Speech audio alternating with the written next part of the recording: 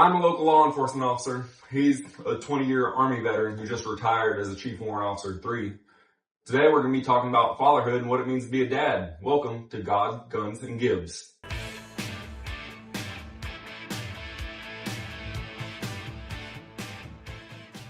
So today's going to be a first episode in a series that's sort of your brainchild, and you titled it Malarkey and Miracles, right? Now, knowing you and through our life experience, I understand how that goes hand in hand, but walk me through how you came up with that and why that's the title. A long time ago, I couldn't believe the situation that I found myself in, and I thought, man, one day I'm going to write a book, and it's going to be called You Have Got to Be Effing Kidding Me, but not with an F. And, now I'm older, I'm a grandfather, and I want to, do what I can, both for my son and my grandchildren, so that they can learn as much from my experiences as possible, so, that they can kind of continue building on my successes. And so as I thought of a title for what I wanted to leave behind, the unkind version of BS probably wasn't the right thing. And there were a lot of positives from all the dark things that I went through and all the BS that I put up with. And so I decided on the kinder, gentler title of Malarkey and Miracles. Right, yeah. I had a buddy who messaged me the other day and said, hey, I used your story to help someone out tonight. I said, man, at least there's something positive that comes out of that, right? Right. So it goes hand in hand with just life experiences, this and the other, but, it was just Father's Day.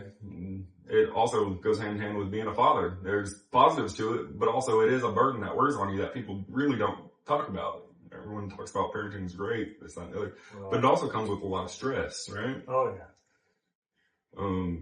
So we're going to walk through the timeline of your life a little bit and how you provided for your family and secured your future, as I understand it, because that was sort of the priority and everything else. That's what sort of guided your decisions, right? So correct me if I'm wrong, but we'll run through this and then dive into it a little bit deeper. But you went from a high school dropout. That's right. More or less working dead-end jobs. Right. And then you told me a story once about how you got passed over for some management training, and that sort of put you in a position to where you were looking at your future. And from there, you joined the military. You got out for a little bit, did some contract work, and then sort of saw the writing on the wall and suffered with everyone else during the financial crisis around 2008, 2009. And it was just a perfect window for you to get back in the military, where your priority there was to secure your retirement. Right. So talk me through that. You grew up in little nowhere town in California, met mom, classic girl next door. And you were just trying your best to provide for family. At that time you got married, had Tyler and me, right? And you were just working these jobs, sort of odds and ends and. Right. So, I grew up on welfare mostly. And the entire economy there in Northern California had been pretty much destroyed by bad politics. And so I was kind of succumbed to the idea that I was just going to work whatever job I could find. And back then, well, kind of like now too, right? We're kind of back in that situation now where the only bad job is no job. So you would take whatever job you could find and you would do it the best you could, because there was a line of people that were willing to replace you. So it was nothing for someone to fire you because they had a line of people wanting to work. So you would find a job and you would just work your tail off. And so I was fine doing that. I mean, that was just my lot in life. And so I was working in a grocery store, stocking shelves. It was the best job that I could find. It was one of the higher paying jobs in the area. I was making almost double minimum wage, which was practically unheard of back then, especially for someone, like me who was a high school dropout. And then, as my boys were getting older, I was thinking that I needed to be someone that they could look up to, and I wasn't sure how much they could look up to a guy who, was a stocker in a grocery store. And there was no internets. There was no looking for jobs elsewhere, or, it was very difficult to move around back then, or to, establish a network outside of your local community. And so one of the only ways to get out of your neighborhood back then was to join the military. Um, and I had no other option for like paying for college, uh, and bettering myself. So between that, getting passed up for the management position that I felt that I deserved, and just understanding that I was absolutely stuck, that gave me the motivation that I needed to join the military. So walk me through some of the other jobs you had, because I know you've been, night shift security somewhere. Right. And at some point you also helped run a Taekwondo studio, right? That's right. So I owned my own Taekwondo studio. That was actually competing and y'all won awards, to my understanding, right? Yeah, I trained. At the most, I think I had about 50 students. Most of them were between the ages of 8 and 12. I still think very fondly on those students, even though it was, 30 years ago now or something.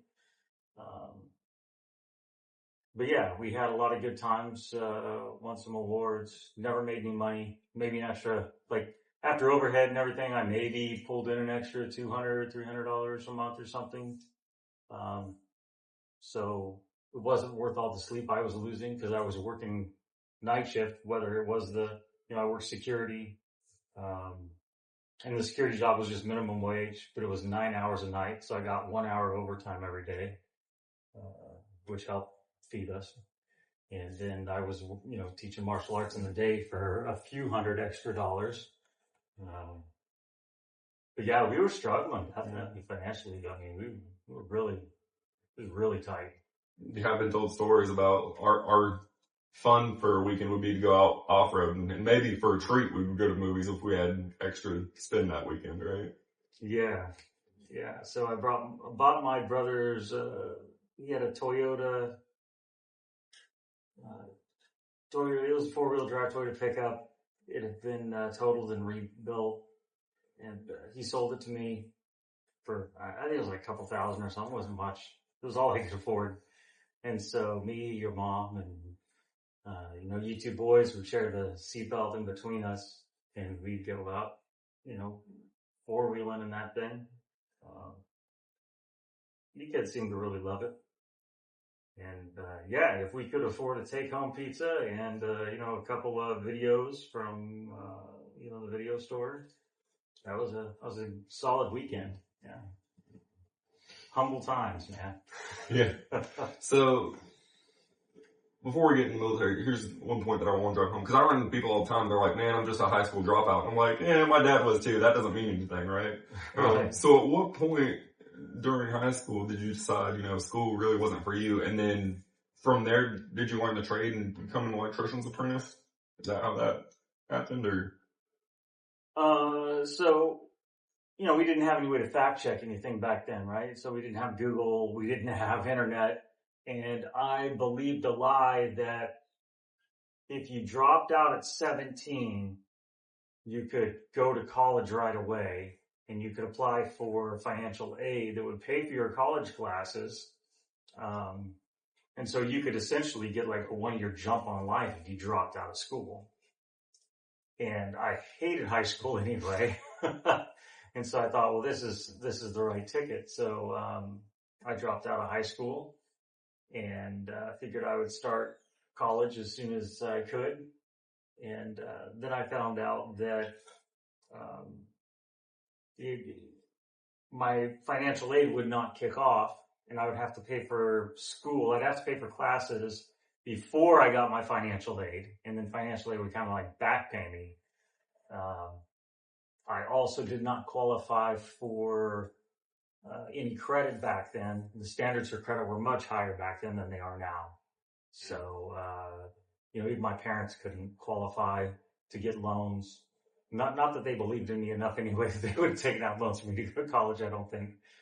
Probably smart on their end. But, that actually worked out for my best. Because by dropping out, by knowing that there was nobody out there that believed enough to invest in me, to earn an education, that really motivated me to figure out a way to better myself, rather than looking for other people to maybe help me out. And so, it also kind of put a chip on my shoulder. Like I felt stupid. And, when you feel stupid, I think you do a lot of work. You put in a lot of work to make yourself more educated, more intelligent. So I took self-study very seriously. When I did go to join the military, the recruiter was very worried that I was going to not place high enough to join the military, because as a dropout, you have to score higher than most people to get in. You have to score better than half the people that try to join the military that day and take that ASVAB, right? And he was worried I wasn't going to be able to do that. So he told me to, hey, get a study book and start studying these subjects. And so I taught myself algebra, really took it seriously, taught myself, all the way up through college level science. And then I went and I smoked the ASVAB and scored high enough to where I could be anything in the Army I wanted to be, including military intelligence, which is what I chose to do. Yeah. You want to introduce your colleague while he's here? Oh, this is Pirate, my service dog. So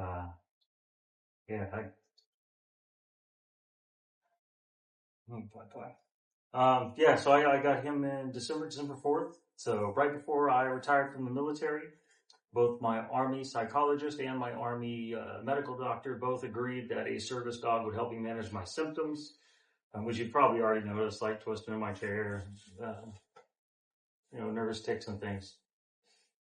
So anyways, Pirate helps me manage some of my symptoms, yeah. Because you've had, 20 years, and then I'm sure you have some stories from your contract time in between that as well.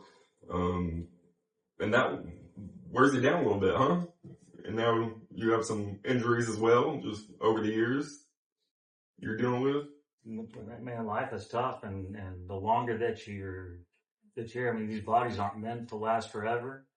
Our brains aren't even meant to last forever. It's all very physical things, right? And your brain can only take so much, and your body can only take so much. And the harder that you live, the faster you're going to wear your body out. And I lived really hard for 20 years. I'm surprised that I'm not worse off than I am. Yeah, especially with some of the stories you have. So going back, would you change your MOS or your Army job at all? No. So what at the time attracted you to that? So, the night before I went to take the ASVAB test, I was kind of laying in my bed and I was really nervous about it. And, I've been studying hard, and for some reason it just popped into my head, like, what if I do so well on this thing that I'm offered to work military intelligence? And so when I was at MAPS and they were going over my ASVAB scores and they were explaining to me all the jobs that I could take, the one that really stuck out to me was helicopter mechanic.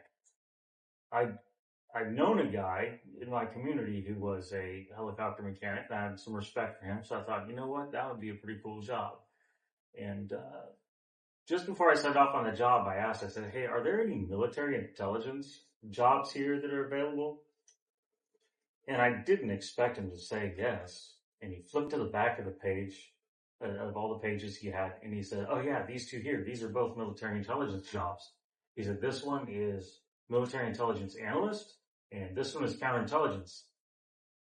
And I asked, well, what's counterintelligence? He said, I'm not really sure. I don't know. And he said, let me go talk to somebody. I'll be right back. So he left for a while, came back, and he goes, all right. So this first one here that we talked about, that's just an analysis. Like, you'll see all the information that comes in. You'll analyze it, put it together, brief like generals and stuff. That meant nothing to me at that time. I didn't know what a general was. Okay. I didn't have a good understanding what a general was. And then he said, now this one, you'll be able to wear civilian clothes, you'll wear suits, you'll have a badge, you'll have a gun, and you'll actually collect information and send it up to be analyzed. And I was like, that's the one I want. Yeah. Mostly because I would get a badge. Right. Yeah, that is pretty cool. So yeah, you mentioned at the time you really didn't know what you were getting yourself into, and I feel like there's the phrase of, oh, you know what you signed up for. You know, after 20 years, do you feel like that's a fair phrase to use, or do you feel like, oh no, you don't have any context to it? Or do you feel like there's a middle ground there where it's like, you know what you signed up for, but you don't really understand it later? No, I think the biggest thing that I didn't understand was how much time soldiers spend away from their families and on assignment. You know, so you watch movies and, you know, and it's like people go overseas and they fight for a little while in a war and then they come back, and it doesn't seem like it's that long that they're gone. So I was surprised to find out that between basic training and AIT that I would be gone from my family for like, you know, really close to a year. And that's just basic things that anyone that joins goes through. Well, my AIT is going to be a little bit longer because it's military intelligence. But for most people, yeah, you're gone for like 16 weeks, like 4 months right off the bat as soon as you sign up. Like you kiss your wife, if you kiss your kids, you might see them on graduation day of basic training, and then you're going to be gone again for another 8 weeks or so. So starting out, and that's one thing people struggled with, which you're one of the few that I know of with military experience that went through basic training twice, right? Oh yeah. Back in, what was it, 1999? Yeah. You weren't allowed to have your cell phone at any time. There were no cell phones, right? Or they weren't commercialized as well as they are today. So how did you get through that? Just because at that point you hadn't been gone for your family at all, right? Right. Yeah. I mean, you know, even now, I think that people who have healthy attachments, you know, if they're gone from their spouse for a week or they're gone from their kids for a week, like it really tears them up, and it should, right? Mm-hmm. So to be gone from you guys for 8 weeks, I just had to keep telling myself, I'm doing this for them. I'm doing this for them. I'm doing this to give them a better life. I'm doing this so I can be somebody they can look up to and respect. And just reminding myself of why I was doing it was really what got me through.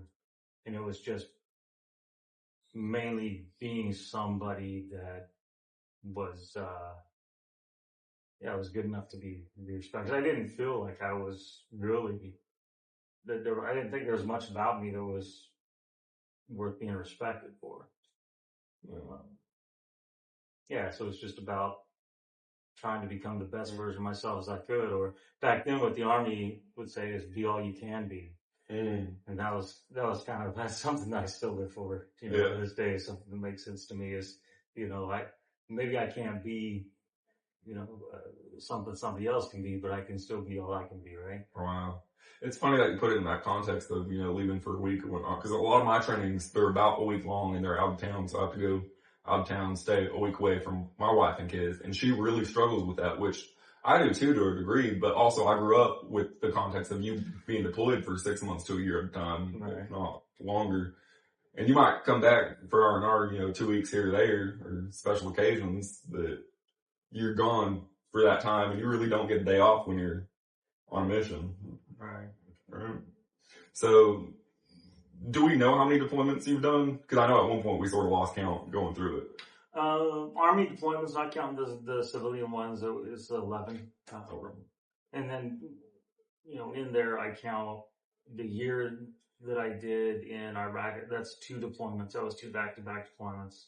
I got 2 service ribbons for 2 different campaigns. And then I also did a year in Afghanistan back-to-back, so I also count that as 2. So that's 4 of the 11. Mm-hmm. You know, I was in Korea for a year, but that's standard. And I was away from you guys for that year. And this doesn't count all the times you've gone TDY, right? Right, yeah. So between Bosnia, Iraq, Afghanistan, Egypt, Korea, we're looking at about 11 deployments, yeah. And then as a contractor, just always being gone. You know, Germany, again, Iraq, Afghanistan, Kuwait, Korea again. It's been a lot of deployments, man. Yeah, and again, you got an interesting time span because towards the beginning of your deployments, there was not FaceTime. Yeah, right? So when I first started, yeah, like when I went to Bosnia, there was email. I think I set up my first Hotmail account while I was in Bosnia, but very few people were on email back then, so I would make one phone call home every week. I think we had about 10 minutes that we were allowed to be on the phone. So about 10 minutes every week, I would call home. And that was it. And then when I went to Iraq, there was nothing. Well, you were part of the initial invasion, right? Right. To where you were having to wait or help set everything up and the infrastructure that military put in.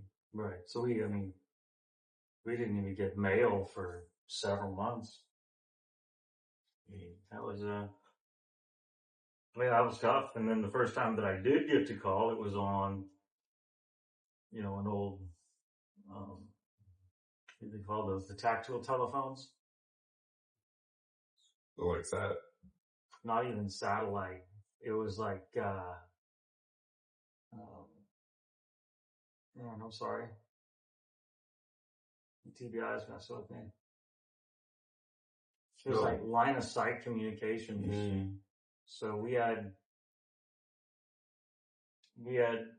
equipment that would like beam a signal to other equipment that was like 40 kilometers away, and it would go around the world 40 kilometers at a time. Oh, wow. Until it hit an actual satellite dish. And then it would be satellite comms until it got back to the U.S. Then it would go through the plain old telephone system lines, right? Like the old landlines. So we did not, like, I could hear your mom's voice, but I couldn't understand. Like, it would cut out every, like 3 out of 5 words would be cut out. So I could hear her voice, but I couldn't understand what she was saying. She'd hear my voice, but like, we basically knew, hey, they're still alive.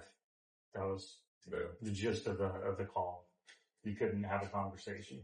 So did that give you a moment of reprieve or just relief knowing, like, oh, I get to hear her voice for 10 minutes right now? Or? Yes, it was weird because I would look forward to it. If I knew, hey, we're going to get to make a call in a week, or we'll come back up here next month to make another call. It would give me something to kind of look forward to. So I'd be happy that I would get to call her. But then it was very frustrating when I was on the call with her. And after the call was over, I was just like, for several hours, it's just like, man, like, I can't believe I'm here. I just wish I was home. Always questioning, is it worth it? And then doing the work to make it worth it, right? At that point, there was no questioning. It wasn't worth it. Like, war at that time, it was so rough. I would daydream about being a hobo back in the U.S. Because, I would always wonder, like, man, how can that guy survive, like, just being a bum in the park? Like, that's a terrible way to live. Do you think that's why there is a large portion of the homeless population that are veterans? Yeah, because it changes your mind. I mean, like, if you grow up in the U.S., you have a nice home and a nice bed, you can't imagine living on the streets. But if you've been in the military, especially like the Army or the Marines, you have been homeless overseas. Yeah. You've been homeless. And you're taught to survive. You've been homeless where, like, the weather is terrible. You may not have water, no running water, no way to bathe. Like, no way to even beg for food. So when you're in a situation like that, the life of a bum in the U.S. seems very, very good. Yeah, I was raised with you saying the motto, I'd rather be the happiest bum on the beach than be upset anywhere else, pretty much. Right? Yeah, because the military retirement is a humble retirement, right? It's not a lot of money. And so a lot of guys are like, man, I don't know if it's worth the retirement. And so I started to saying, even if nothing else works out, and the only thing I ever have coming in is my military retirement,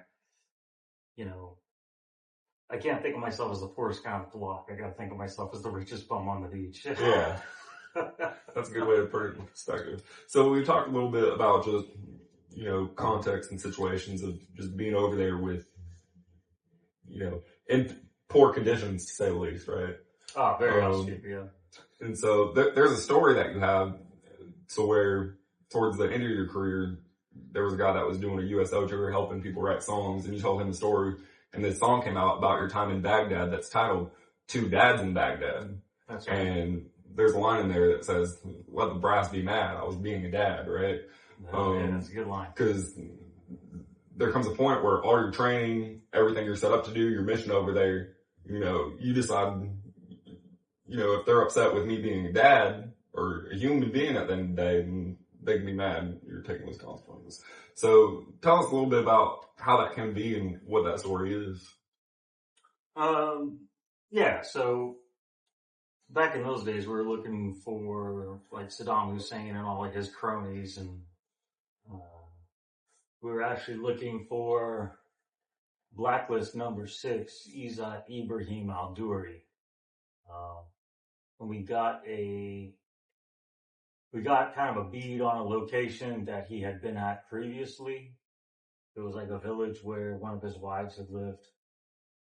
And so we were going to go to that village and search for him there. But we didn't really have any current information that he had been there recently. It was just someplace that maybe he could be hiding out. And so we showed up full force. We had like a brigade worth of tracked vehicles kind of surrounding this village. We had air support. So we had Apache helicopters like kind of strafing.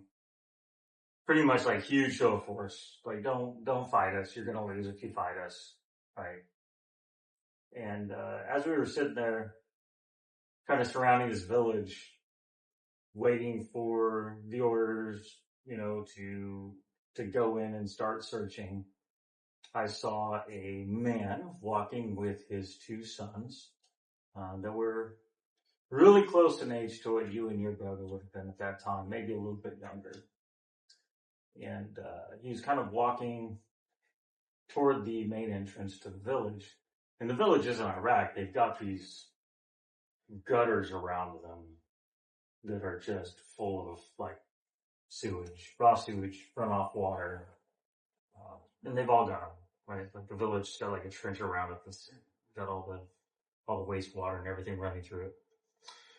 And so nothing you want to take a swim in. No. And it smells awful, right? Like every village in Iraq smells awful. They all smell different from each other, but they all smell awful. And so they were kind of walking around the outside of the village around to the main like bridge and an entrance, like little footbridge. And the guy kind of jumped over the ditch just as a shortcut, like he didn't want to walk all the way around. And he had one of his sons in his arms, the younger one in his arms. He jumped over. And then the other boy, probably 4 years old or something, was on, the side of the ditch that we were along. And there was about 100 yards or so between us and them. And I'm just kind of watching this. And I see the boy, and he does what every 4-year-old does when they're anxious, nervous, scared, right? He puts his hands up for his dad, and he's like kind of dancing with his feet. And even from 100 yards away, any dad knows that and goes, wow, like that boy's freaking out. So the right thing to do would have been to like call up, ask the next higher rank in command, like, hey, can I go and approach these guys? Like, I'm a trained counterintelligence agent. Talking to people is kind of my job. Let me see if I can go and talk to them. But didn't really want to wait for, the brass to make decisions because that always takes way too long. So I just decided to make a decision right there that I was just going to do the right thing. And if I got in trouble for it, whatever. And so I got out of the vehicle, started walking toward the boy, and realized like I look like an absolute killer right now. I've got, my long weapon with me. I've got like my M16 at the time, and I've got my Kevlar on. And like I'm just gonna junk out of this kid, right? So I slung my weapon over my back and took my Kevlar off.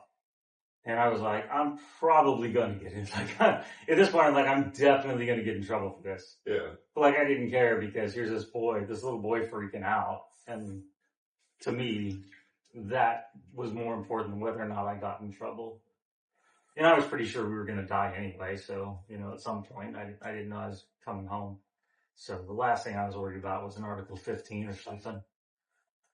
And so I went over to the boy and I stopped about 5 feet away from him. So I didn't want to like get in his personal space and freak him out. And I thought, you know what? Like, I could make things worse here without intending to. So I just extended my arms down like that, kind of towards him, but not in his space, just to see what he would do. I don't an invite speak that's not overbearing. Right. Like, I don't speak Arabic. I can't be like, hey, I'm here to help you. Jump up in my arms, right? So I just kind of put my arms out at him. And he looked up at me and he put his arms up. And I was like, okay, cool. So I scooped in and I picked him up. And my plan was I was going to, jump over this ditch. But I was wearing like 80 pounds of gear. And now I had this kid, like 30-pound kid, 20, 25 pounds, something like that, on my hip. And it's like, I'm not jumping anywhere. I can't jump even a foot, maybe. Right? And so the only way for me to get him across and over to his dad was to step right in that like, nasty, nasty water. To make matters worse, I hadn't had a shower in a couple months at this point, and I didn't know if it or when I would ever get to wash my foot off.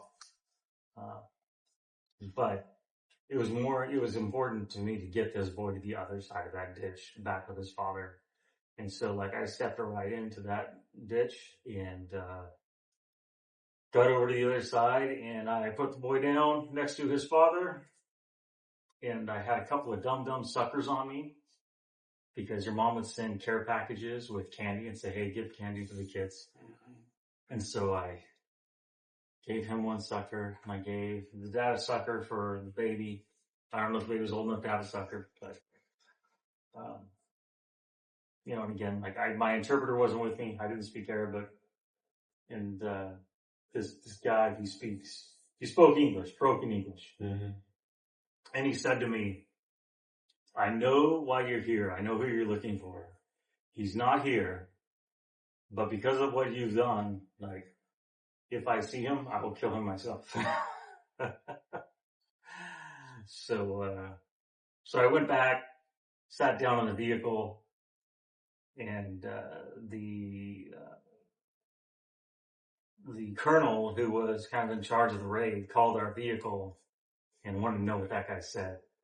And so I told him what he said, and they wanted to know what I thought. And I told him, well, I said, I did not see any signs of deception, which I didn't. Like, he seemed like he was being honest.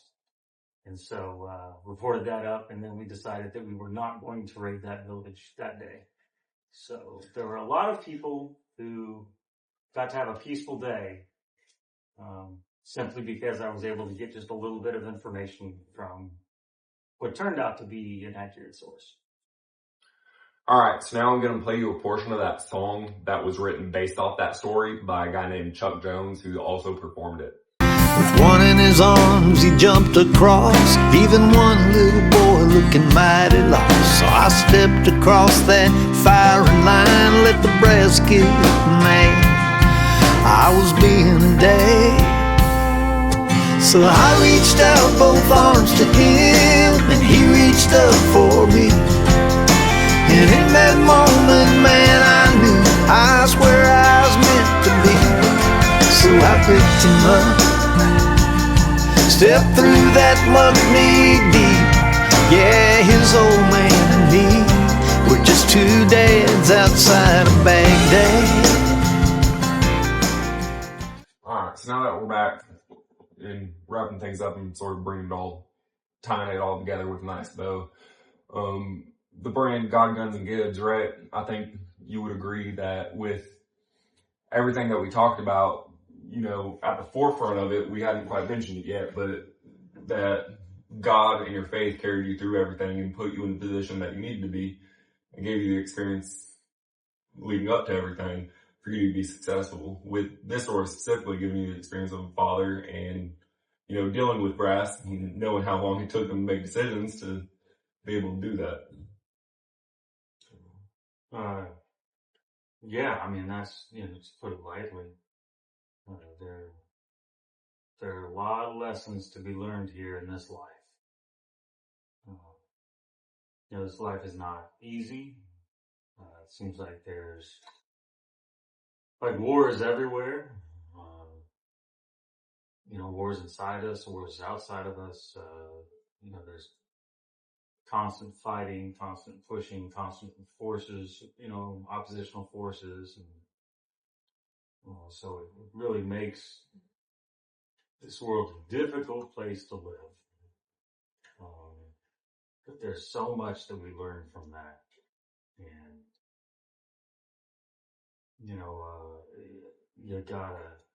you have to have faith to get through it. You have to have faith.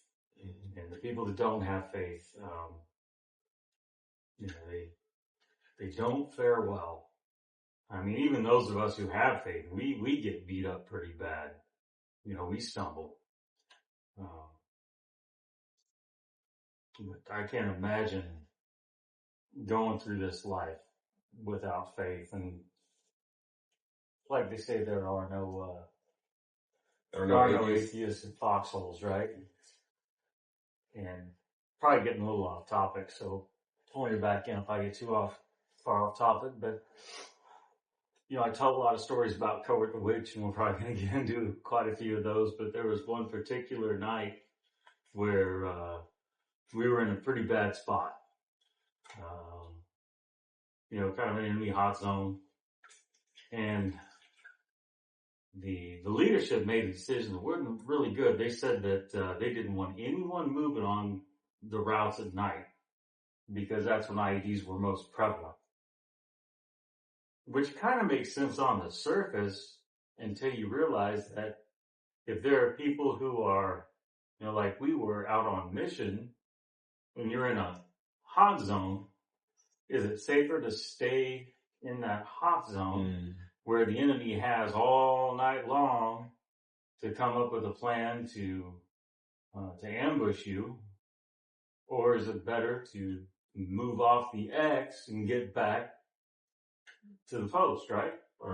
So clearly the right answer would be to move off the X as quickly as you can and get back to post. But leadership had said they didn't want anyone driving on the roads at night. And the immediate leadership did not have enough common sense to say, we're probably not going to follow that order. So we decided we were just going to hunker down in that place for the night. And I was okay with that. I'd already kind of figured out that I probably wasn't going to live through, that summer. And, between war and heaven, I'm not too concerned about going to heaven, right? So I was okay with it. I'd say you can't threaten me with a good time, right? Right. Well, Coward was really freaking out. And it took me a while to wrap my head around the fact that I had enough faith to where I wasn't that worried about dying that night. I knew that I was either going to live through the war or I wasn't. Whether it was that night that I died or a different night. I was probably going to end up in heaven. And I thought, well, just as sure as I am about where I'm going to go when I die, Cowart's probably just as sure of where he's going when he dies. And then it just dawned on me oh, that's why he's freaking out. So I actually asked him, I said, hey, Cowart, I said, you want me to pray and ask the Lord to put angels around us to protect us tonight? And he looked at me with these wide eyes and he was like, y'all like, yeah, if you're gonna do that, that'd probably be a good idea, right? Like he was not against me praying to the Lord to put angels around us to protect us that night. That was an interesting exchange that me and the coworker witch had that night, and we made it through the night. Yeah. We did end up leaving early, like before the sun came up, but we had made it like all the way through the night. It was like probably 3:30 in the morning before the leaders were like, yeah, this is stupid. Let's get out of here. They had all night to think about it. Yeah, because we were just sitting there like sitting ducks for hours, just waiting to be attacked. Yeah. There's only so many defenses you put up. Right. And we were on their turf. Right. So like the enemy knew the turf better than we did. And, they had all night long to sit there and look, okay, what do these guys have? How much ammo do they probably have? How many rifles do they probably have? How many people do they have? Right. So they could have figured out really quickly what it would take to overpower us. And then just how long does it take for them to amass and mount an attack? So who knows? We may have left there like 5 minutes before our tickets got punched. Who knows? Yeah. But that was you just brought that memory up with that question as well. Yeah, well, like we sort of touched on, everything happens for a reason, right? It seems that everything sort of plays together when you look back on it, whether you realize it at the time or not. Yeah.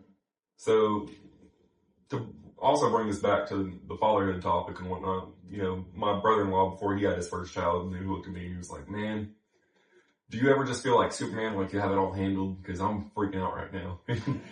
And that's kind of so foreign to me. Like, I had to take a second and be like, sorry to break it to you, bud, but no, I don't. And I'm sure it relates to, fatherhood, but also leadership and decisions there too, to where it's like, you sort of just go through day to day and do the best you can. Sometimes looking back, you're like, hey, we did pretty good. Other times you're like, yeah, messed that kid up a little bit, might need to pivot, right?